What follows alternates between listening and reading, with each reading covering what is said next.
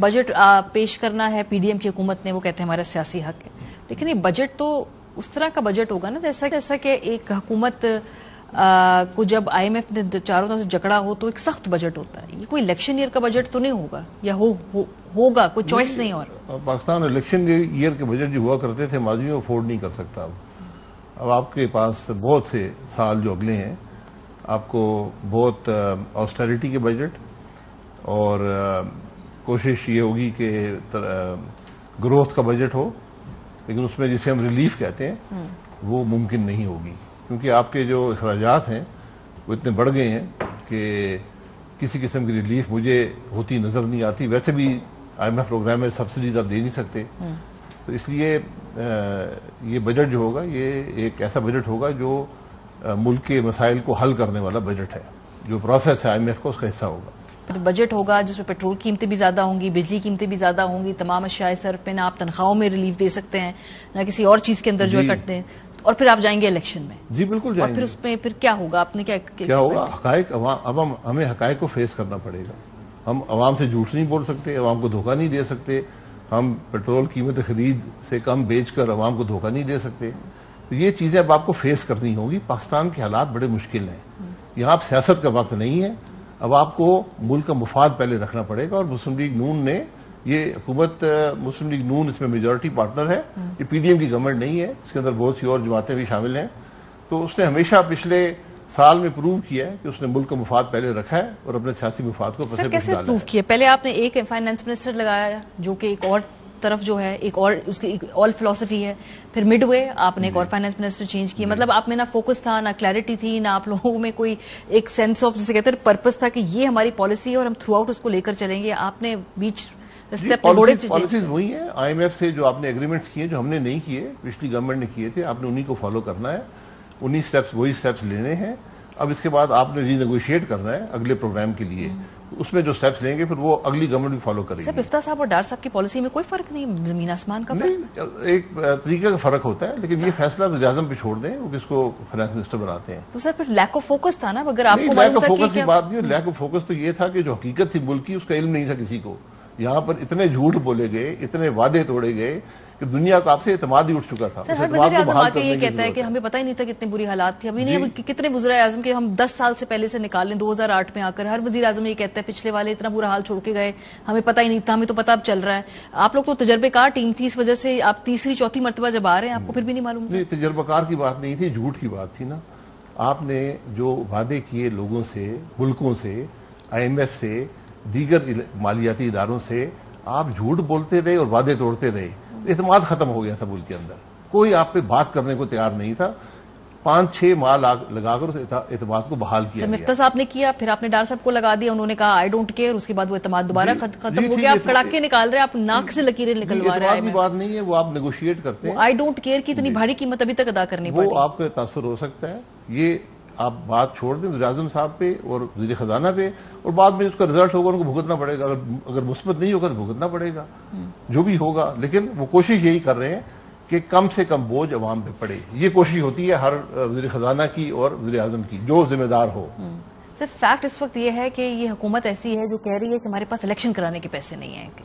یہ فیکٹ ہے. بجٹ میں رکھے نہیں گئے، لیکن اس میں گنجائش نکالے جا سکتے. بجٹ اگلے سال تھا تو پیسے اگلے سال میں رکھے گئے تھے. جب آپ بدنیتی سے سمجھے تحلیل کریں گے تو پھر یہی ہوتا ہے.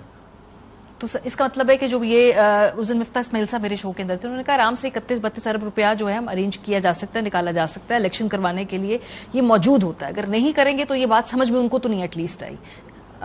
جی آپ قرضہ لے کر سکتے ہیں، یقیناً اضافی قرضہ لے لیں کہ اس کی آئی ایم ایف اجازت نہیں دیتا. پھر اب جو گورننس آپ کی آئی ایم ایف کی آپ ان کو توڑ رہے ہوں گے تو پھر وہی اعتماد توڑ دیں گے نا.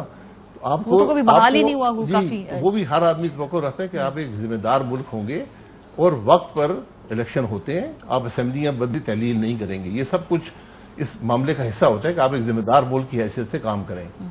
سو اب کیا ہوگا؟ کیونکہ اسمبلی تحلیل تو ہو گئی ہیں، اب مذاکرات بھی ہو رہے ہیں، لیکن مذاکرات میں آپ کو کامیابی کی امید نظر آ رہی ہے کہ ان مذاکرات سے کہیں حل نکلے گا؟ دیکھیے میں نے تو کبھی نیک نیتی سے مذاکرات ہوتے دیکھے نہیں ہیں. میں 2 دفعہ مذاکرات میں پڑھا ہوں پی ٹی آئی کے ساتھ اور دونوں دفعہ بدنیتی ہی دیکھی ہے. تو بہرحال اللہ کرے اس دفعہ کوئی نیک نیتی سے بات ہو، کیونکہ بات ملک کی ہے. اور الیکشن کرا دیں جب بھی کرانا چاہتے ہیں، لیکن اب الیکشن کمیشن نے کہا کہ 8 اکتوبر کو کروا دیں، تو میرا خیال ہے سب اس پہ اگری کر جائیں تو بات بن جائے گی۔ نیک نیتی کی ڈیفینیشن کیا ہے؟ کیونکہ ابھی پی ٹی آئی کہتی ہے کہ نیک نیتی سے آپ لوگ بات نہیں کر رہے، ادھر گفتگو کرتے ہیں، ادھر سے دھاوا جو ہے وہ ان کے ورکرز کو اٹھا لیا جاتا ہے، گفتگو آگے بڑھتی ہے، پرویز الہی صاحب کے گھر پہ اٹیک ہو جاتا ہے، گفتگو آگے بڑھتی ہے، کہیں نہ کہیں تو ان کے کارکنان جو ہیں ان کو گرفتار کر لیا جاتا ہے۔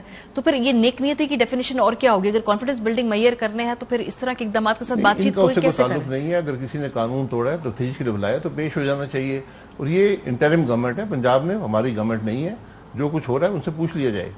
اب دوسری بات جو ہے کہ نیک نیتی کی ڈیفینیشن کیسے آئے گی، میں تو اپنے تجربے سے بات کر رہا ہوں کہ 2 دفعہ جو میں نے دیکھا ہے اس میں نیک نیتی نہیں تھی، بد نیتی سے کام ہوا، تو اللہ کرے، میں کہہ رہا ہوں اللہ کرے کہ اب نیک نیتی سے کام کریں، کیونکہ اگر آپ ملک کے مفاد کو سامنے رکھیں گے تو فیصلہ کرنا مشکل نہیں ہے۔ سو ابھی جو مذاکرات ہو رہے ہیں اس میں ہم دیکھ رہے ہیں خواجہ آصف صاحب اور کچھ لوگ ایک مختلف لائن لے رہے ہیں، جبکہ اسحاق ڈار صاحب جا کے مذاکرات کر رہے ہیں۔ تو پارٹی میں ویسے یہ مذاکرات کو لے کر یکسوئی ہے کہ بھئی ہم نے مذاکرات کرنے بھی ہیں، یا خواجہ آصف صاحب کی اپنی یہ انڈیویجول رائے؟ یہ ان کی اپنی رائے ہے، آپ مجھ سے پوچھیں گے میں بھی رائے دے دوں گا، مجھے کوئی توقع نہیں ہے ان مذاکرات سے، لیکن پارٹی کے فیصلے کے مطابق اس کی ٹیم نیگوشیٹ کر رہی ہے۔ اگر وہ آج بھی سعد رفیق صاحب نے کہا کہ 4 معاملات تھے، 3 پہ اتفاق کی رائے ہے، 1 ابھی کرنا ہے، ہو جائے تو میں کہتا ہوں بہت اچھی بات ہے، لیکن مجھے سابقہ تجربے کی بنیاد پہ یہاں کچھ بات بنتی نظر نہیں آتی۔ کیا کوئی بٹھانے کی کوشش کی کسی نے کہ کیا بٹھانے کے نتیجے میں آپ لوگ ساتھ بیٹھے؟ بیکاز ایسے جب آپ تصاویر بھی دیکھیں لگتا ہے کہ جیسے زبردستی بٹھایا ہوا ہے، تو یہ بٹھانے والا زبردستی کون بٹھائے گا؟ کیونکہ سپریم کورٹ میں کہہ دی کہ میں نے تو نہیں کہا، انہوں نے بھی نہیں بٹھایا، انہوں نے بھی کل کلیئر کر دیا، میڈیا نے بتایا کہ سپریم کورٹ نے کہا ہے، سپریم کورٹ نے میڈیا پہ زیادہ یقین رکھتے ہیں، پتہ نہیں آپ کہتی سر آپ کے وکلا کیا بتاتے ہیں آپ کو جو عدالت میں جاتے ہیں؟ کیونکہ وہاں وہ کہتے ہیں کہ 3-2 کا فیصلہ لکھ کر دیتے ہیں، 12 کے آپ لوگ پریس کانفرنس کرتے ہیں، 4-3 کا فیصلہ، آپ کی کوارڈینیشن ہی نہیں ہے اپنی ٹیم کے ساتھ۔ کوارڈینیشن ہماری نہیں ہے، میں تو یہی کہہ رہا ہوں کہ یہاں بدقسمتی یہ ہے کہ جو فیصلہ عدالت سناتی ہے وہ اور ہوتا ہے، جو لکھا جاتا ہے وہ اور ہوتا ہے، اور یہاں پر عدالت خود ہی فیصلہ کرے کہ 3-2 تھا یا 4-3 تھا، ہمارا تو یہ کام نہیں ہے، عدالت کا کام ہے۔ کچھ جج کہتے ہیں کہ 4-3 ہے، کچھ کہتے ہیں 3-2 ہے، تو کافی ایک مذاقہ خیز سی سر، لیکن آپ کے اٹارنی جنرل اور آپ کی حکومت عدالت کے اندر 3-2 مان کے آئی، الیکشن کمیشن نے 3-2 مانا، اس کے بعد شیڈیول جاری کیا، پھر سڈنلی کچھ دنوں بعد ان کو اندازہ ہوا کہ نہیں یہ تو آئینی مداخلت ہے، پھر انہوں نے ریویو جو ہے فائل کر دیا، شروع میں سارے فیصلے مان کے بعد میں یہ ریٹروسپیکٹ شیڈیول حکومت نہیں، سر الیکشن کمیشن نے کیا تھا، الیکشن کمیشن کرتی ہے کیا، ہاں، تو بعد میں ججز نے خود ہی کہا کہ جناب یہ فیصلہ جو تھا 4-3 تھا اور فیصلہ دوسرا سر ریویو تو کل وہ فائل کر رہے ہیں، اس سے پہلے فیصلہ مان لیا۔ ہم نے بھی کہا بھائی ٹھیک ہے، ہم نے پہلے بھی کہا تھا، لیکن عدالت نے 3-2 کہا، تو ہم نے عدالت کا بات سارا آنکھوں پر رکھ لی کہ ہاں جی بالکل عدالت کہتی ہے ٹھیک ہے، پھر ججوں نے خود ہی کہا کہ 4-3 تھا۔ یہ کافی معاملات ٹیڑھے ہیں، اس میں کافی لمبی بحث ہو سکتی ہے اگر آپ کرنا چاہیں، لیکن بات یہ ہے کہ آج عدالت کی ساتھ بھی متاثر ہو رہی ہے، حکومت اور اپوزیشن کے ساتھ بھی متاثر ہو رہی ہے، اور آج ملک کے معاملات متاثر ہو رہے ہیں، اس لیے ذرا ان تماشوں سے باہر آ کر ہمیں ملک کے معاملات کو سامنے رکھیں تو حل نکل آئے گا۔